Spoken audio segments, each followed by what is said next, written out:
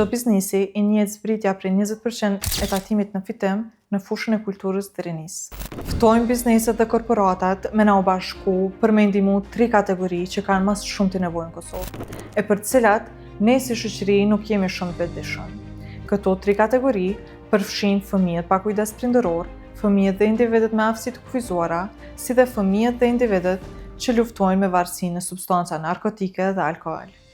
Ne si fondacion kemi përgatitur disa pako, përmes të cilave bizneset dhe individët munden me dhuru duke ndihmu direkt në nevojat dhe shërbimet esenciale që individët nga këto 3 kategori kanë.